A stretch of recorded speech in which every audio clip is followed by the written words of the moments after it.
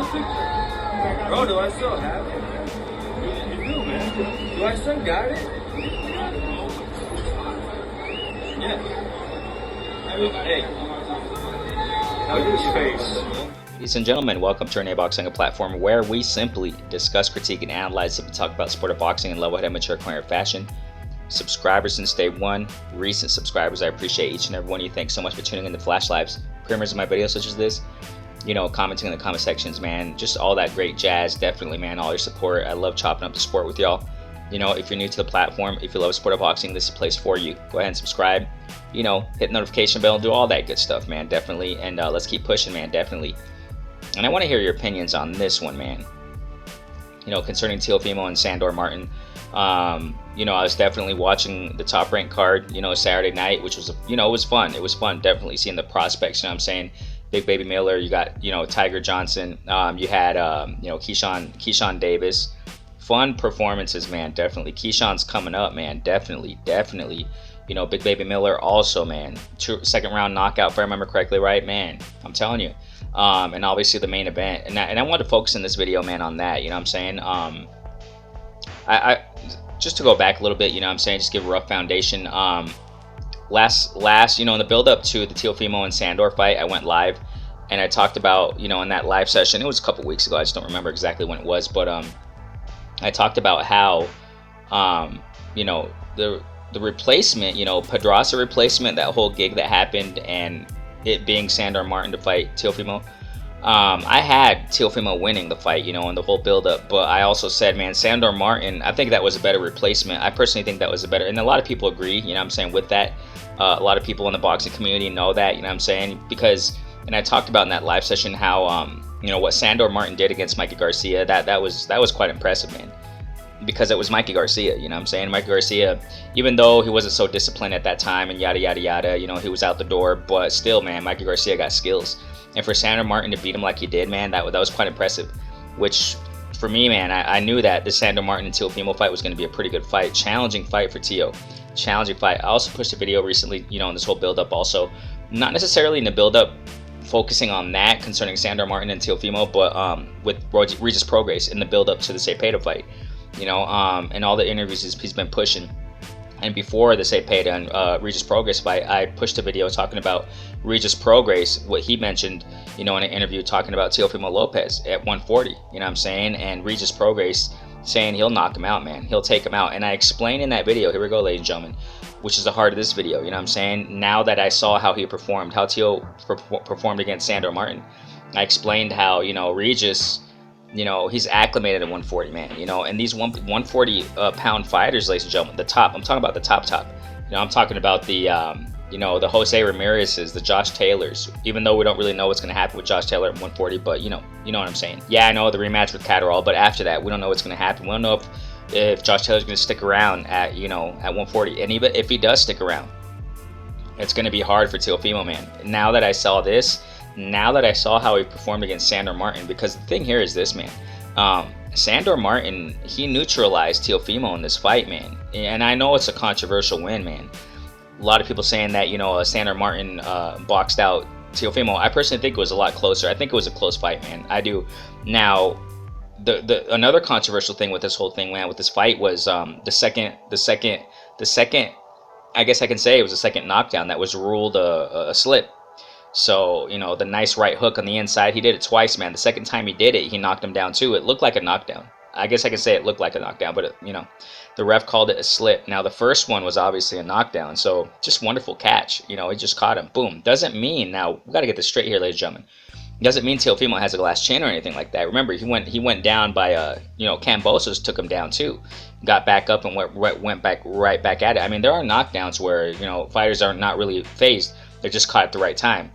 And it's interesting because when you go back to the Kambosos and Teo fight, Teofimo went down when he was going in, you know, and Cambo, he countered him. Bam, he caught him when he was going on the inside. Sandor did the same thing. Really smart, you know what I'm saying? Beautiful stuff, you know, nice.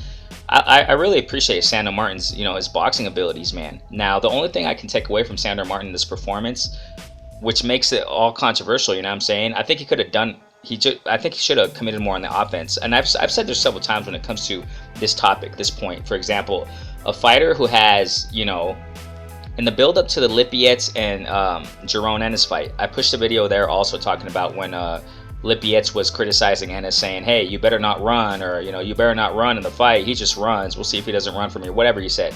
You know, I broke that down. But that's the misinterpretation here, ladies and gentlemen. What Rigondeaux, it seemed like what Rigondeaux was doing against Casemiro, that looked like it was kind of running, you know what I'm saying? Not much offense at all. You know, that's what I'm trying to say here, ladies and gentlemen. Ennis, he doesn't do that. I mean, he uses his feet, but he commits in his offense beautifully. He commits. Keyshawn Davis too, you know what I'm saying? I mean, the list goes on and on. You got fighters, man. Xander Zayas, you know, and this card in particular. Inside fighters, they use their feet nicely, but they know how to use the offense wonderfully. You know what I'm saying? There's more offensive output. And Sandor didn't have that much. He did not have that much, man. Just a jab, you know, using his footwork, and then another jab, and then uses his footwork, and then a 1-2, and then uses his footwork, you know, and just keeping a distance. I know it's cautious. I know it's really smart to do that. But my point in this is this, man. He would have won a lot more convincingly. You know what I'm saying? If he were to commit more offensively concerning Sandor Martin, you know. But I know it's controversial, man. Apparently, Teofimo got the win, but I think it was just a close fight, generally speaking. That's my thing on it. My thing on it is it was a really close fight, man. It was because, you know, we cannot deny that Teofimo was landing quite a bit of shots on the inside also, you know what I'm saying, throughout the fight, even though it was hard for him to catch him. But, you know, he was landing some nice shots throughout the fight also, just as Sandor was. And Sandor wasn't really landing that much anyway. So, you know, I mean, it was just a close fight all around. It reminded me of a kind of like, you know, it reminded me kind of like Harrison versus Charlo, the first fight. Remember Harrison? He won by the skin of his teeth, man.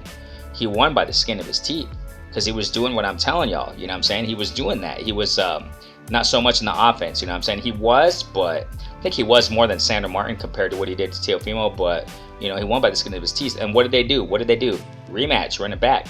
I think it would have been best, man, for, you know, I think it would be best right now for Teofimo to run it back with Sandor, man. To run it back. Now, let's get to the next point. Watch this. I got to mix a couple points in this because it's all about this fight, you know what I'm saying? That after the fight, man, Teofimo, man, shout out to my guy, LeVar Cooper, man. He sent me a little snippet there of the clip. I didn't know this, man. I didn't know what he said. I didn't know that. It surprised me. I was also talking about, man, so many things to talk about. Like in the lead up to this fight, talking about, you know, I pushed a video recently when Teofimo had an interview with Brian Custer, you know, and I was chopping up what Teofimo was saying, and I was quite convinced, like, dang, Teo, I think he's going to come back and do some, you know, nice things at 140. I think he's talking the talk, he's talking spicy. But now it flipped, man. This is crazy, and that's just what it is, ladies and gentlemen. That's the nature of humanity. That's the nature of the sport of boxing too. You know, things are just, you know, there are so many surprises in the sport of boxing. You know, that's part of the beauty of the sport, man. There are surprises, unexpected things that we don't know, that we don't expect happen in the ring and stuff like that. You know, and that's exactly what happened to Teofimo. He was talking spicy, he's talking big, but man, what Sandor did in this fight, man, after the fight. So I'm getting at, Teofimo talked about. I'm sure you saw it, the clip, where the camera was right on this guy, man, and he was saying, do I still have it? Do I still have it? Man, he was doubting himself.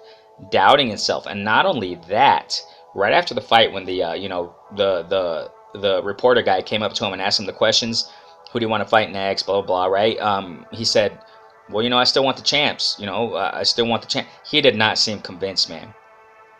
He did not, you know, you can see the confidence stripped from him, ladies and gentlemen. Wow, I didn't expect this. Man.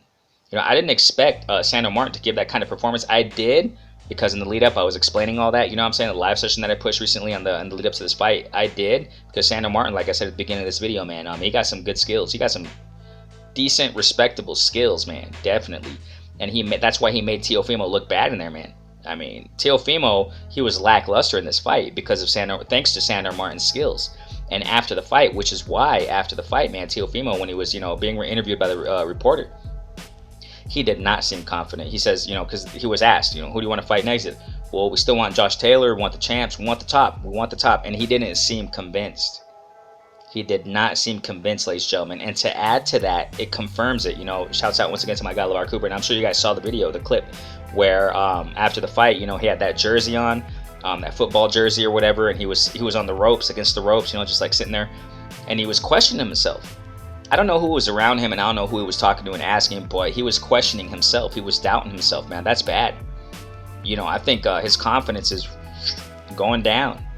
You know, maybe 140. You know what I'm thinking here? What I'm kind of thinking here, man, is Teofimo possibly reached the limit, man.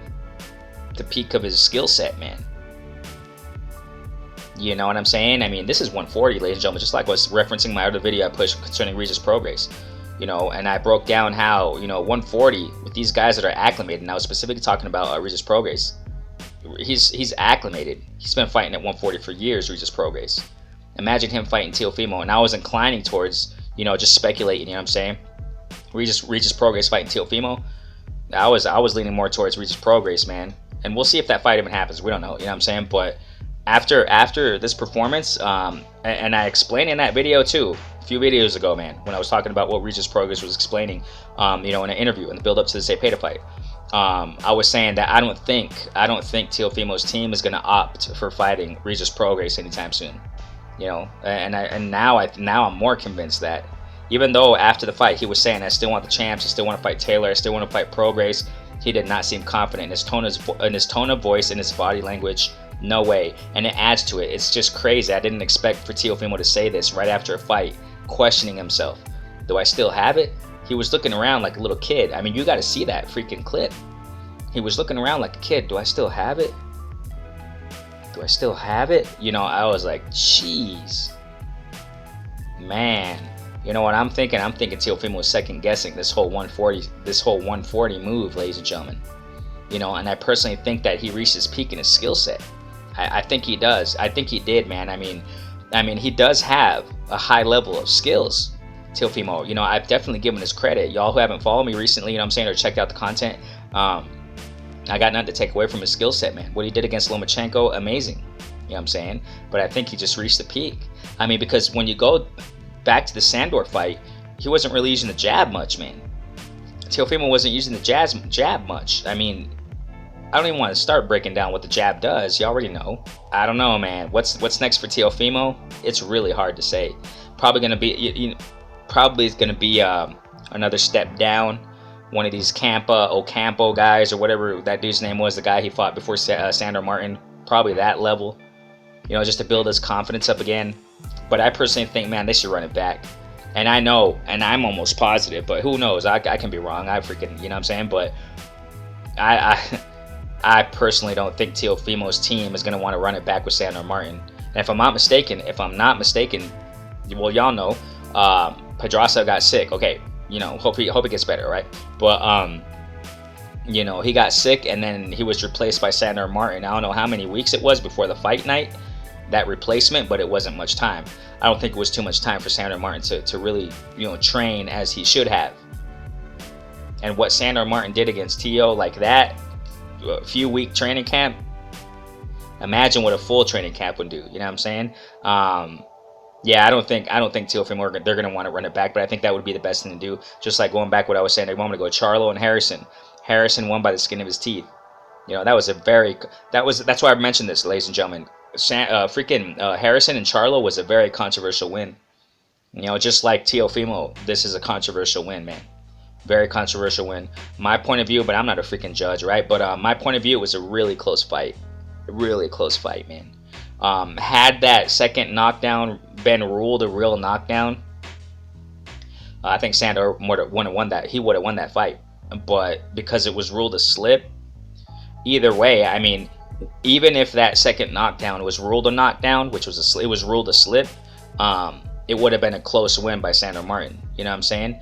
I just think overall it was a really close fight, man. Controversial win for Teofimo, and I think the best thing they should do, man, is run it back. But Teofimo team ain't gonna want to run it back, man. Another thing I want to point out here, man, is that, you know, this whole, I know it's not my business, but I mean, it's front of the camera, so, you know, I want to talk about it, so just mention it. It looks like Teofimo's wife, man. I mean, it's great to see them back together. You know, you already know they had some issues. I broke that all down too, man. You know, I broke that all down post Teofimo and Cambo post fight. I was breaking that stuff down, man. I think it was before the Cambosos fight also. I broke down a video in detail and in depth talking about what his wife said back at that time. What his wife said in an interview about Teofimo, you know what I'm saying, the relationship and how he is. You gotta check that video out. I just don't remember which one it was, but just check out the thumbnail. You'll see it around there. You know what I'm saying? With the thumbnails, find the video where you see Teofimo. It was a while ago. It was around the Kambosos fight, and you know, they had, you know, it seems like they had a falling out or what have you in his personal life, you know, and then now they look back together. It looks like they're back together because his wife was there ringside. It looks like his wife, man, she doesn't like being in the fight atmosphere, ladies and gentlemen. I mean, respect her, really mature lady, wonderful. I'm sure she's a wonderful wife, you know what I'm saying? But I just want to chime this in here, man, that it seems like she doesn't, you know, yeah, backstage also, like you know, after the fight, she just wanted to get out of there. You know, there's a clip out there floating around there where you know, Teofimo Senior, he was, you know, complaining about, you know, oh, it was a wrong call, the judges called it wrong, and the points were whack, and blah blah blah. And his wife was like around. Teofimo, you know, Jr., his wife was around there, and she just wanted to book it. She just wanted to get out of that place, man. She just didn't want to be there, you know. And also ringside during the fight, it looks like she doesn't want the cameras on her. She's like, she doesn't like, it doesn't look like she's comfortable in the fight atmosphere, man, you know. And I don't know, man, maybe that'll affect Teo. Maybe that will affect Teo in his career in the future, you know what I'm saying? And I don't know, man. Now that I saw this performance that Teo, you know, gave against Sandor, who knows, man? It looks kind of hard for Teofimo at 140. It's going to be hard because, like I said, man, the Regis Progress videos I've been breaking down recently and the rankings and stuff like that, and you know, you got some tough names at 140, and we're talking about 140 pounders that are acclimated up in this. I don't know, man. What do you guys think? You guys think Teofimo can make it to be champ soon? I don't know. Maybe a weak champ. You already know, ladies and gentlemen, in some divisions out there are some weak champs. It is what it is. Freaking Ryota Murata, I don't remember how to pronounce that name, but the guy that Triple G beat for that belt, that was weak. That was a weak champ. I mean, the list goes on. I think personally, Jeff Horn, you know, the belt Bud Crawford got from, you know what I'm saying? I think that was a weak champ. I mean, the list goes on and on. I mean, I know it's debatable. Yeah, he beat Pacquiao, blah, blah, but nah, man. Yeah, there's some weak champs out there in some divisions. Not in all of them, but in some, you know what I'm saying? But so yeah, that's probably Teofimo's best bet, going for a weak champ at 140, and just for the sake of having a belt. I've been champ. I'm a champ at 140 now, but it's gonna be a hard one, man. It's gonna be a hard one. So what do you think, man? Do you think you can do something great at 140? I'm not so sure now. RENEBOXYOUNG, a platform we simply discuss, critique, analyze, and talk about sport of boxing in level-headed, mature, corner fashion, man. Like it up, share it up, comment in the comment section. Definitely want to chop it up with y'all. Peace. Bro, do I still have it? You do, man. Do I still got it?